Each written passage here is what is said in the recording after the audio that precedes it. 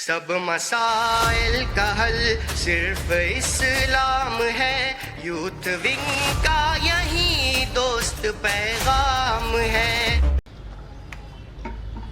अस्सलाम वालेकुम रहमतुल्लाहि बरकातहू।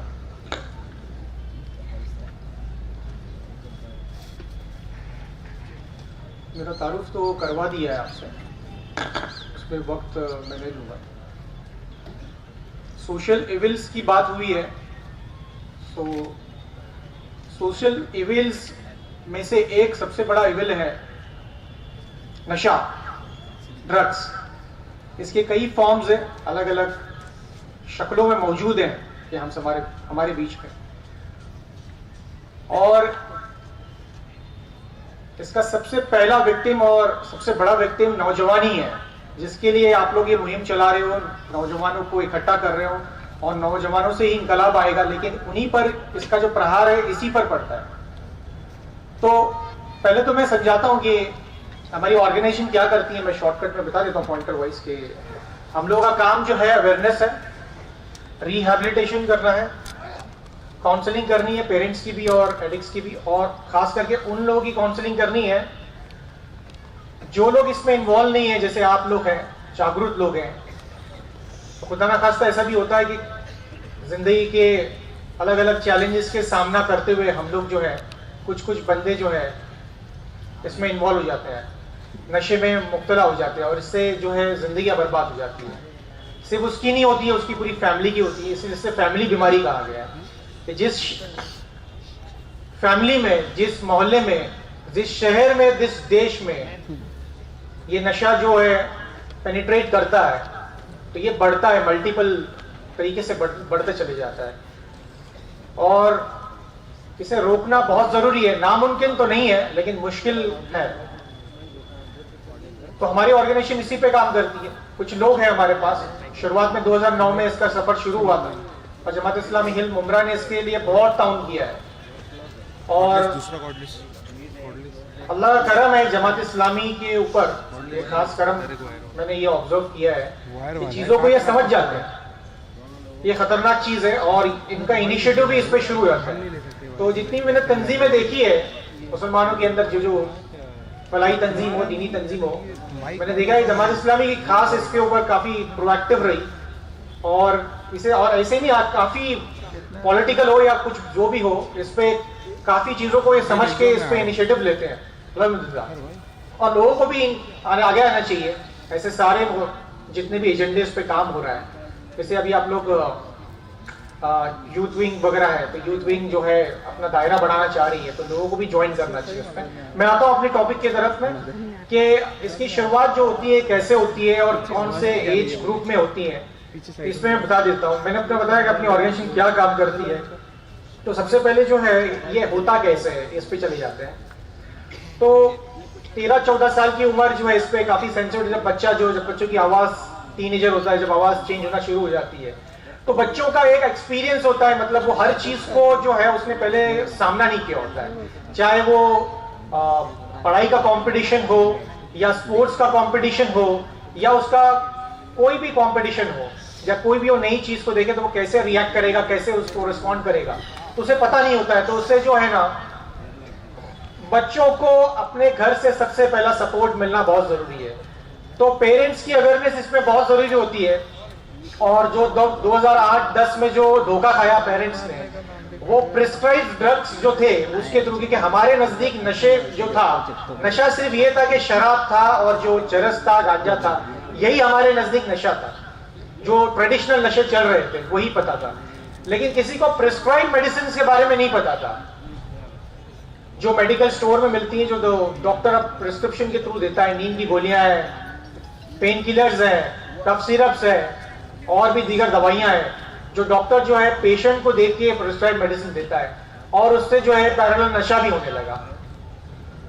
तो इसी के थ्रू जो है बच्चे जो है इसके ट्रैप में आ गए, बहुत सारे नौजवान इसके ट्रैप में आ गए, बहुत सारे पेशेंट जो जिन्होंने वक्ती दवाई ली थी वो उसके आदी हो गए। तो माँ बाप को तो पहली बार ये समझा नहीं कि ये फ्रीक्वेंट चेंज ऑफ बिहेवियर था बच्चों का, ये कैसे हुआ। उनको लगा कि शायद बच्चा बड़ा हो रहा है तो ये ऐसे बिहेव कर रहा है, ये गुस्सा कर रहा है, ये बातों को नहीं मान रहा है, तो पहले तो पेरेंट्स ही मैं देखा हूँ 2005 से 10 का दौर था, इसी था कि बच्चे माँ बाप ही कंफ्यूज थे कि क्या है, उनको पता ही नहीं था कि ये नशा हो रहा है।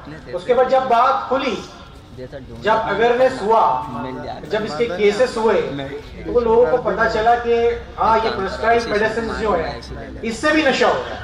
कफ सिरप जो हम लोग खांसी सर्दी के लिए पीते हैं इससे भी नशा हो रहा है, किसको पता था ऐसा था। लेकिन ये नौजवानों में जब तक जो है फैल चुका था, इसकी पकड़ जो है मजबूत हो चुकी थी। मेडिकल स्टोर्स भी बढ़ चढ़ के इसमें हिस्सा ले रहे थे, बिना डॉक्टर के प्रिस्क्रिप्शन के मेडिसिन मिल रही थी। इसकी बाज़ाब्ता एक ब्लैक मार्केटिंग हो रही थी, स्मगलिंग होने लगी। जब एफडीए ने रेड करना चालू किया, पुलिस ने अपना काम करना चालू किया, तो ये बिल्कुल उसी नशे की तरह बिकने लगा जैसे चरस गांजे बिक रहे थे। और आज भी ये वैसी तरह बिक रहा है जैसे चरस गांजा बिक रहा है, उसी तरह ये भी बिक रहा है। तो 13-14 साल की जो उम्र है ये बच्चों की, और यहां से लेके जब वो ग्रेजुएशन करता है 21-22 या मास्टर्स करता है 23-24 साल तक, उस वक्त उस पे जो है उसका गाइडेंस बहुत जरूरी है हर मामले में। लड़का है तो बाप ज्यादा इन्वॉल्व होता है, लड़की है तो माँ ज्यादा इन्वॉल्व होती है, कहीं पर केस उल्टा होता है।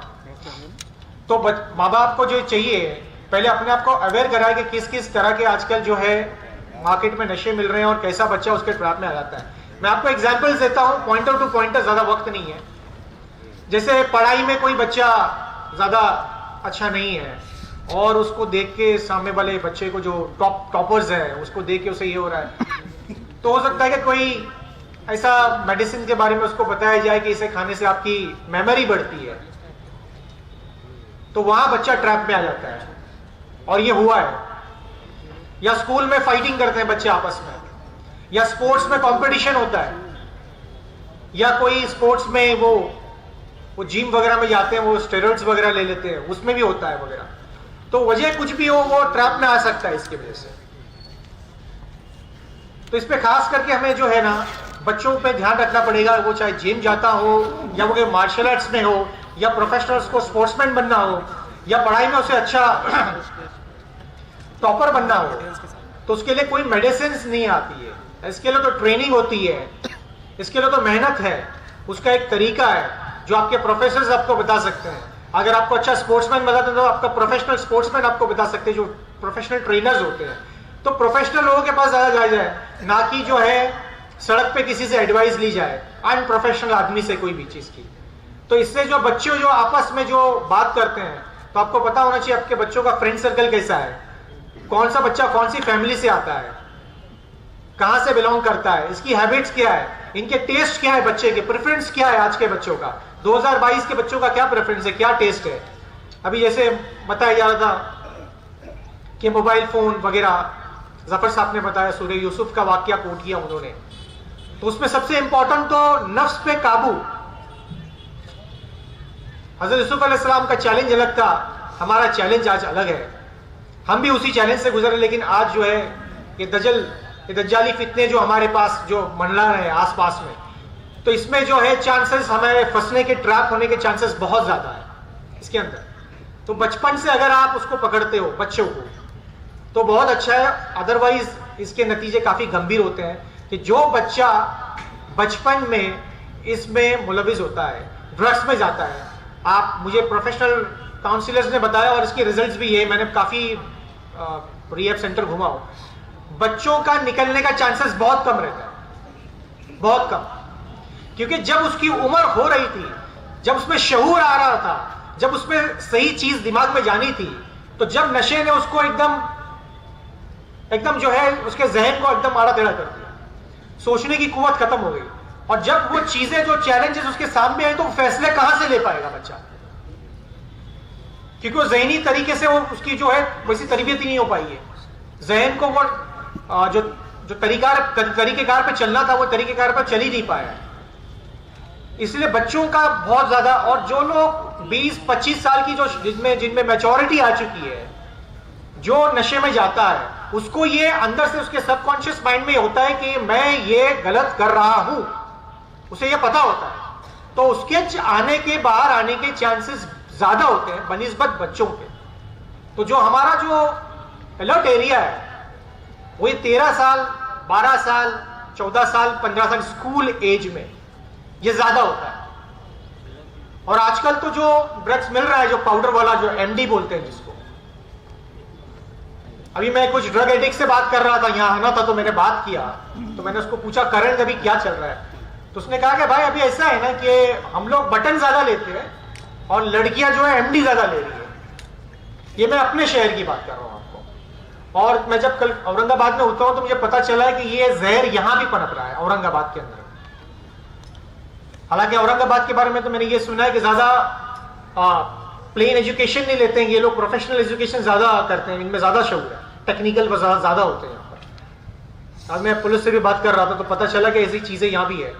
तो सिर्फ क्या है, आपको मकसद आपको बताना नहीं है, यहाँ पे सिर्फ आपको बताने के लिए नहीं आया, बताने सब चीज सबको पता है, बहुत सारी चीजें यहाँ काफी जागरूक लोग बैठे हुए हैं। आप में से कुछ लोगों को इस जो भी हम लोग जो इस पे काम करते हैं उस पे आपको काम करना होगा। यूथ विंग के या जो सोशल एक्टिविस्ट है या जो भी इस्लामिक स्कॉलर है या जो भी है, इस पे आगे आना पड़ेगा आप लोगों को। और सिर्फ यह काम मिंबर से नहीं होगा, मिंबर पे बैठ के बोलने से सिर्फ काम नहीं होता है, इस पे एक टीम बनानी पड़ेगी आप लोगों को। जो टीम इस पे काम करेगी, अवेयरनेस पे काम करेगी, एक टीम अवेयरनेस पे काम करेगी, एक टीम जो है वो रिहैबिलिटेशन पे काम करेगी, और इस टीम को ट्रेनिंग भी लेनी पड़ेगी। बॉम्बे में तो कुछ डॉक्टर्स ने जमात का ही इनिशिएटिव था, जो डॉक्टर्स आए थे उनका ट्रेनिंग प्रोग्राम्स है कि आप एडिक्ट्स की कैसे मदद कर सकते हैं, जो सब्सटेंस अब्यूज होता है, जो जिसको नशेड़ी बोलते हैं, उसकी आप किस तरह मदद कर सकते हो, उसकी बाज़ाब्ता ट्रेनिंग दी जाती है। रिहैबिलिटेशन सेंटर के अंदर अगर आप जाएंगे तो आपको काउंसलर्स जो होते हैं वो खुद एक जमाने के एडिक्ट होते हैं, वो कोई पढ़े लिखे, कोई मास्टर डिग्री, कोई आईआईटी से नहीं आते, वो उस फेज से गुजर चुके होते हैं। तो उनको पता होता है कैसे वक्त में कैसी कोल्ड टर्की लगती है, कैसा जहन बोलता है और क्या क्रेविंग होती है उस वक्त। तो उस वक्त उसकी काउंसलिंग की जाती है। मेडिसिन तो सेकेंडरी होती है उसके अंदर, तो इसके प्रोसेस को समझना पड़ेगा हम लोग को।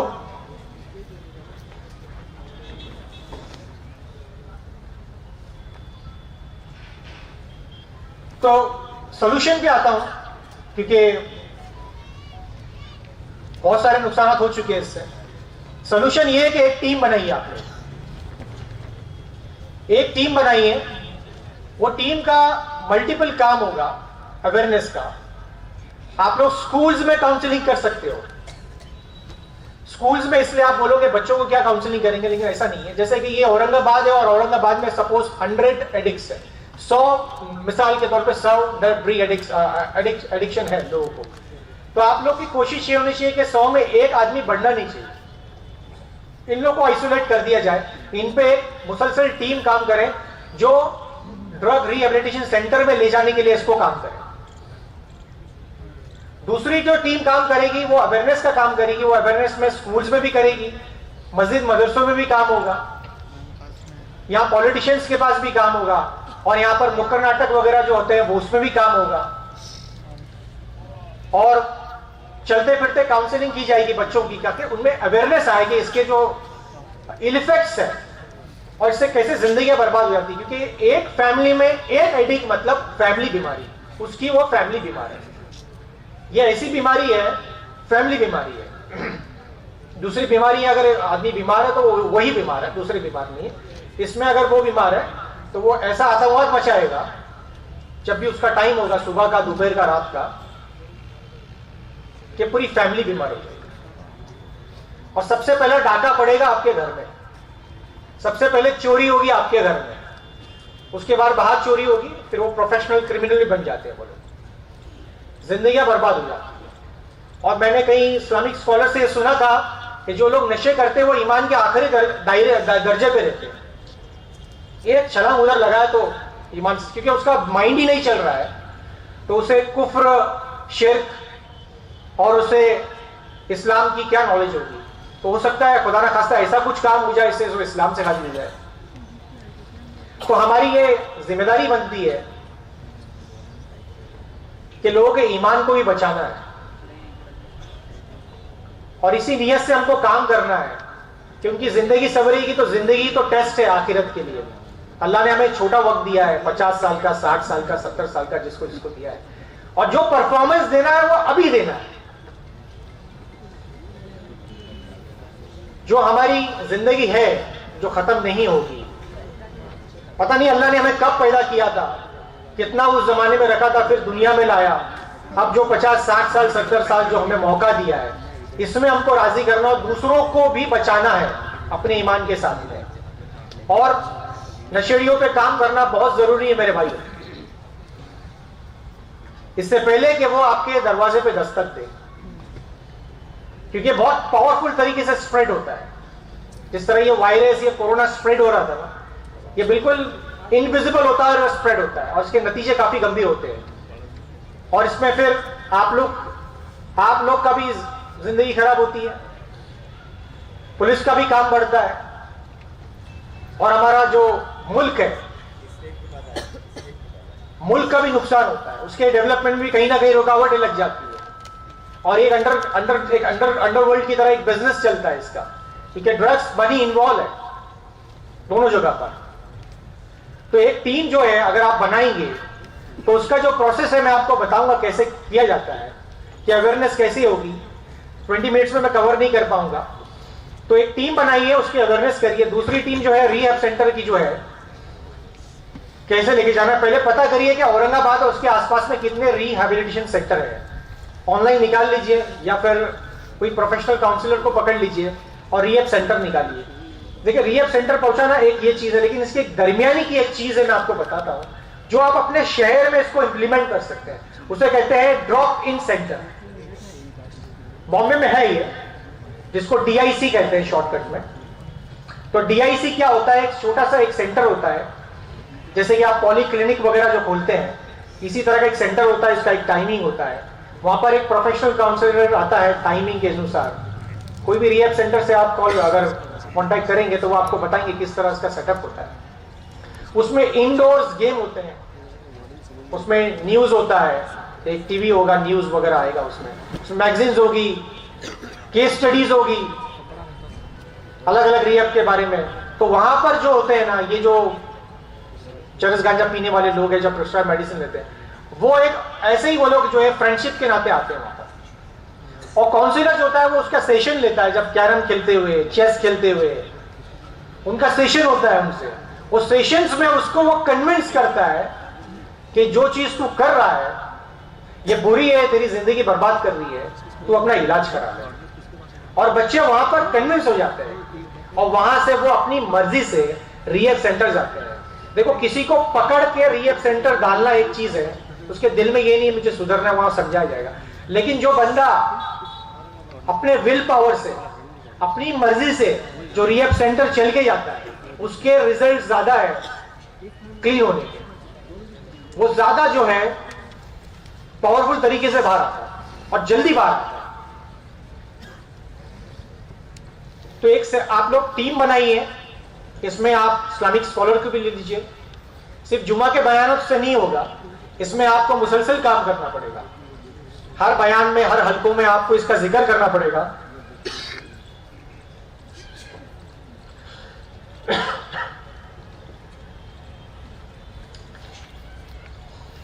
तो इसे जो इरेडिकेट करना है, ये मौजूद दिया गया था, तो इरेडिकेट करने के लिए हमें टीम बनानी पड़ेगी, मिलके काम करना पड़ेगा। इसमें आपको ऑनलाइन भी बहुत सारी जानकारी आती है, पहले पता करिए कौन से ड्रग्स यहाँ पर फैल रहे हैं। सिर्फ चरस गांजा और वाला मामला है या प्रेस्क्राइब मेडिसिन वाला मामला है। मुझे पुलिस ने बताया यहाँ बटन्स मतलब टैबलेट्स वगैरह, तो टैबलेट्स लिया जाता है, कफ सिरप लिया जाता है। आपको मेडिकल स्टोर्स को भी अवेयर करना पड़ेगा कि बिना प्रेस्क्राइब के ऐसी कोई मेडिसिन ना दी जाए जब तक कि डॉक्टर का प्रिस्क्रिप्शन ना हो। और इसकी अगर स्मगलिंग आपको दिखती है तो आप पुलिस में भी कंप्लेंट कर सकते हैं इसकी। आपको एक जागरूक नागरिक बनना पड़ेगा, चीजों को अपने हाथ में लेना पड़ेगा। दूसरी चीज है ये, हमने डिमांड की बात की है, डिमांड पे कंट्रोल की बात की है। कुछ लोगों को लगेगा कि ये बिकता क्यों है, तो जहां डिमांड होगी वहां सप्लाई जरूर होगा, क्योंकि ये एक लड़ाई है और ये लड़ाई हमेशा चलती रहेगी। और सप्लाई पे अगर काम करना है तो आपको पुलिस को अपने साथ में रखना होगा। क्योंकि इसमें बड़े बड़े माफिया इन्वॉल्व होते हैं, क्योंकि पैसा इन्वॉल्व है। हो सकता है कि किसी पे हमला हो जाए अगर आपने डायरेक्ट कंप्लेंट की। तो जो भी डिपार्टमेंट है, पुलिस है, नार्को है, आप उसके साथ काम कर सकते हैं, लेकिन अपनी टीम के साथ इंडिविजुअल काम ना करें इसके ऊपर, ये मेरी रिक्वेस्ट है। क्योंकि इंडिविजुअल काम करने से क्या होता है कि आपको टारगेट करना आसान हो जाता है, आपको मैनेज भी करना आसान हो जाता है। अगर आप ग्रुप की शक्ल में काम करेंगे, अपनी तंजीमों के साथ काम करेंगे, अपने उलमाए के साथ काम करेंगे, अपने प्रोफेसर टीचर्स के साथ काम करेंगे, अपने शहर के एडवोकेट के साथ काम करेंगे, अपने लाइक माइंडेड पॉलिटिशियंस के साथ काम करेंगे, तो आपको इसके रिजल्ट्स जल्दी नजर आएंगे बनिस्बत आप इंडिविजुअल काम करेंगे। तो आपको कहीं ना कहीं ग्रुप की शक्ल में आना होगा। इसके इल इफेक्ट्स भी बहुत है जो मैंने अभी पॉइंटर्स के रूप में आपको बता दिए। बिल्कुल जिंदगी बर्बाद हो जाती है, और जो बंदा क्लीन होता है वो भी 100% क्लीन नहीं हो पाता।